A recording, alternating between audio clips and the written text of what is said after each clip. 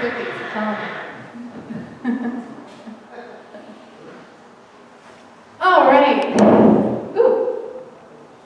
So today, those tough questions from Jesus, or statements rather. You cannot be my disciple if you do not hate brother and sister, mother and father, wife and child.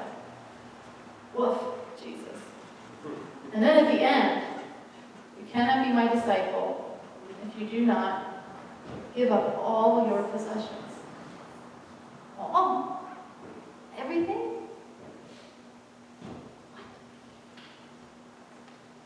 And then these two interesting stories in the middle, right? About the fella who's trying to build a house, and the other, a king, who's opposing an enemy, right? It's all about calculation. Calculating the cost. When I was in college, I decided my senior year to do an honors thesis. And what this meant in my college is that on top of all your other coursework for the year, you would be writing a huge paper, a research paper.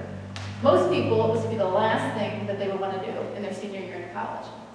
But I was a nerd, and I loved researching and writing, so I was just psyched to do this. Yes, Anne.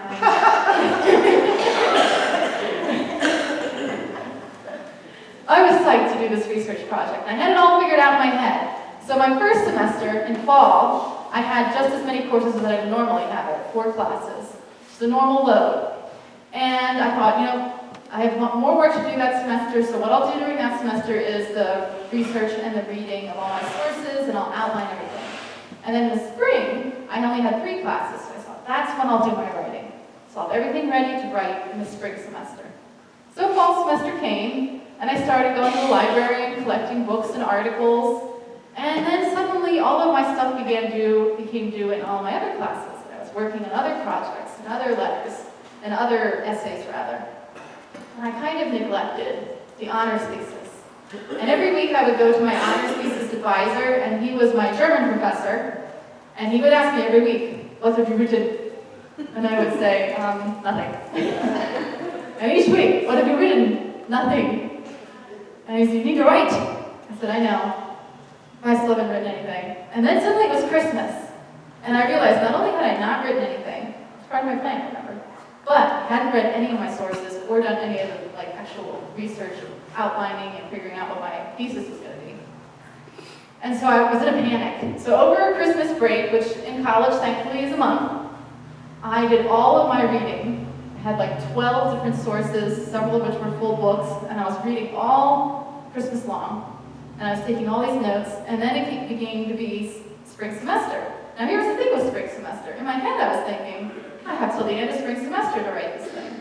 But you have to have it in halfway through so that other people can edit it and then give it back to you, and then you can finish it in time for the end of the year. So what I realized is that I was going to have to write 10 pages a week, research it and outline it, and write it every week on top of all my other coursework. And so in my first part of the spring semester, I was literally up to midnight, 1 o'clock, 2 o'clock, 3 o'clock, every day, writing this thesis after finishing all of my other classes and coursework. And in the end, I got it in, I submitted it, it got edited, and then I defended it successfully, it was well received, I passed, right? I finished the honors thesis. But boy, did I not calculate how much time and energy it was going to take at the beginning of the year when I had my little plan worked out. It happens to us, doesn't it? We take on something, we don't really realize what it's going to cost, how much it's going to demand from us. Maybe it's a project at home. You're going to finish this home improvement project over the weekend, and suddenly it's Sunday, and you realize you don't have all the materials, or you're only halfway through, and it's not going to be finished by the end of the weekend. Is it? No. Or maybe it's a project at work, and you start it and you realize, you know what? I don't have as much experience in this particular project as I thought I did. I'm going to need help. Or maybe it's an extracurricular activity or a volunteer position, and suddenly it's taking up all of your time, and you thought this was only going to be once a week that you were devoting to this. And instead, it seems to be every night you're devoting time and energy to this. It happens. We misestimate the cost. In our story today, Jesus is asking us to be mindful, but knowing that we are human beings, right? And sometimes, by the grace of God, when we misestimate the cost, like me, you make it through and you still finish. And other times, like this particular fellow who's building his house, and the king who's considering an enemy coming against him, we have to face ridicule or defeat, and we just don't quite make it.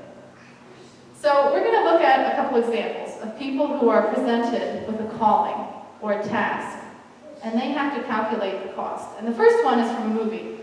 It's an entertaining example, and it's from the Blues Brothers.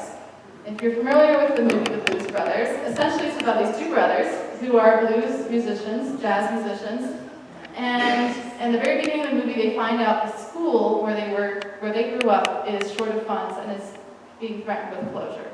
And so they go on a holy mission from God to save this school. And their plan is they're going to get their band back together. So they're going to get all the people that they used to have in a band back together. They're going to do this great gig. They're going to make all the money that is needed to save the school. So in this particular short video, they're approaching one of the band members to join the band again. So we're going to watch this about 5 minutes long. There is one curse word. It's only the S word. Band back together. There you go. You and Lulu. We're around here, my lady, she'll kill me. Ma'am, you gotta understand, this is a lot bigger than any domestic problems you might be experiencing. Matt, what the hell is he talking Oh, about? is that Brown, sugar. Don't get round, sugar me. Now, you're not going back on the road no more, and you ain't playing them old 2 bits lazy die. You're living with me now, and you're not gonna go sliding around with your old white little friends. But babes, this is Jake and Elwood, the Blues Brothers. The Blues Brothers? Shit. They still owe you money, fool. Ma'am, would it make you feel any better if you knew that what we're asking Matt here to do is a holy thing? You see, we're on a mission from God. Don't you blaspheme in here. Don't you blaspheme in here. Now, this is my land, it's my restaurant. You two of them just walk right out that door without your dry white toast, without your bowl fried chickens, and without our mercy. Now you listen to me. I love you, but I'm the man and you're the woman, and I'll make the decision concerning mine. You better think about what you're saying. You better think about the consequences of your actions. Oh, shut up, woman. You better think about what's trying to do to me, yeah. Think that your mind will let yourself be free. Let's go back, let's go well, yeah. I didn't even know you could be too much more taste. I ain't no psychiatrist, I ain't no doctor with a degree. It don't take too much IQ to see what you're doing to me. You better think about what's trying to do to me. I'll think that your mind will let yourself be free. Oh, freedom!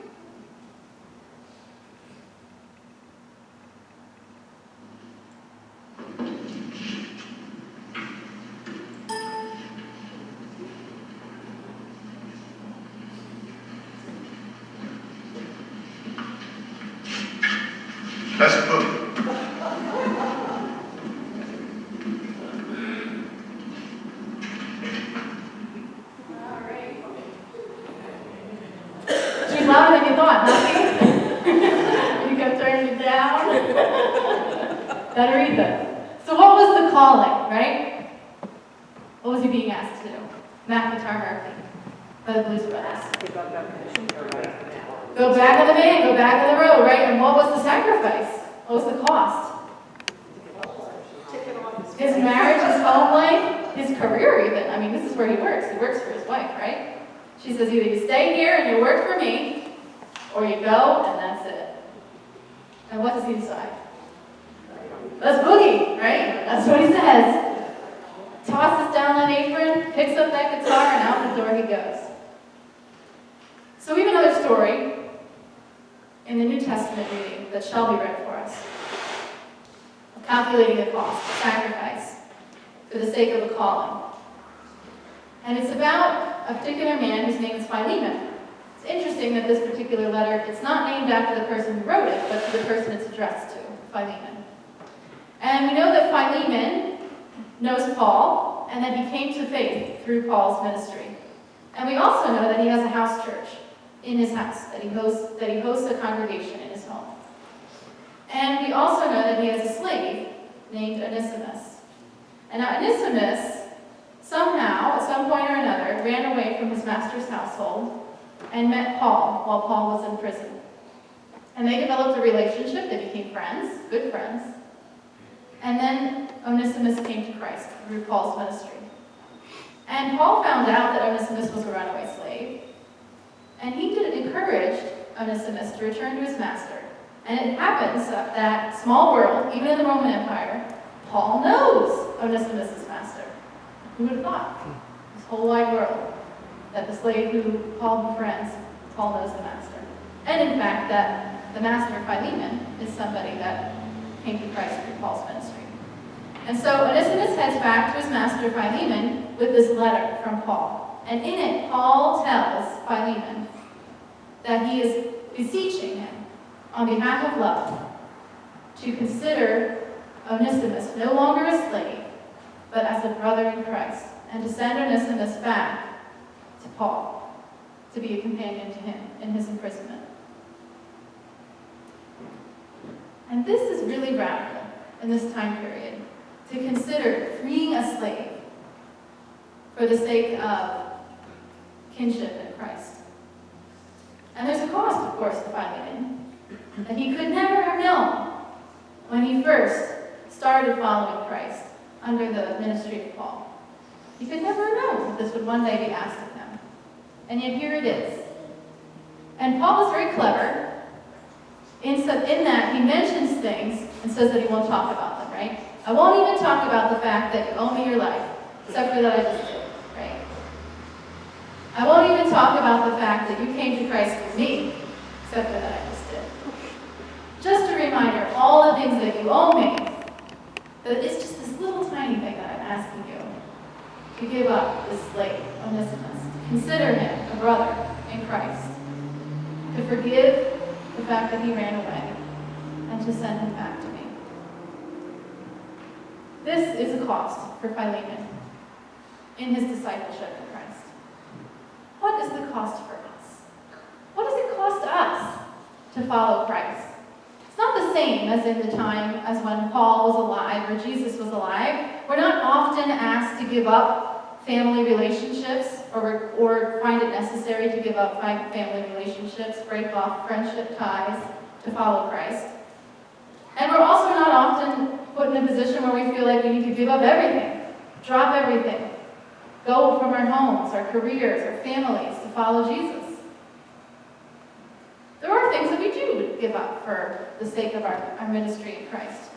Certainly we give time, right? We're here on Sundays, committees, projects, ministry. We give energy to all of these projects that we do. And we also give of our finances, our financial giving towards the church to sustain the ministry. But we don't have to make these same kinds of extreme sacrifices as was necessary in the time when Paul and Jesus was alive. So what do these statements mean for us today? Are they just defunct? Do they not mean anything? Hate your brother and sister? Give up all your possessions? I don't think so, but I think they ask us something different. It's not a matter of an endurance test. How much can you give up for the sake of Christ? not a test. Instead, I think it's an invitation to consider our own lives, the relative security and abundance of our lives, and to consider who sacrifices to make that relative security and abundance possible. We often think of people who make our security possible, right? We think and thank our fire department here in town, our police force, first responders, the military. We often think of them and we thank them. But do we think of the folks who sacrifice for the sake of our abundance? Who are the folks who are laboring, perhaps with unfair wages, so that we have peppers in January in the store? Who are the folks who are laboring, perhaps in dangerous conditions, so that we have roses on February, in the middle of winter, for Valentine's Day?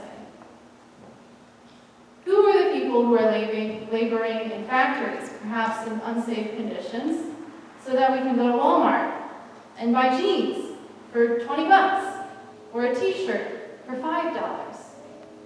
What are the folks who are sacrificing to make that abundance possible? And how might we change our habits, our lifestyle, so that the world is a more just place? It's tricky in a global economy, isn't it? You don't always know who's on the other side of the goods that you're purchasing. In fact, often you don't. But there are things that we can do. And that's the kind of stuff that we're going to think about in the next couple of months. How does our lifestyle impact the world around us, the people in the world? Are we creating, is our lifestyle, our habits, are they creating a just world, or are they contributing towards injustice? Today is God's Work Our Hands Day. It's a day of service. All across the country, Lutheran churches are engaging in service activities. Now, today isn't the only day that we do service, is it? No. In fact, we just did it on Thursday. We went to Quakertown, Trinity, and we helped host the community meal there. But this day of service, it's a reminder that our faith is not just about things that we say or believe. Our faith is not just about coming to church on Sundays or going to heaven when we die. Our faith is about how we live our lives. How we live our lives and how that impacts the people and the world around us. And that, I think, is the invitation in this reading today, to consider how we live our lives. Because as Christians, we're called to live lives of service, of compassion, of mindfulness. Not because God needs it, but because our neighbor does. And because we are so grateful for all the love, as we saw in the beginning, all the love that we've already received from God. And we want our life, our lifestyle, to reflect that love into the world. Amen.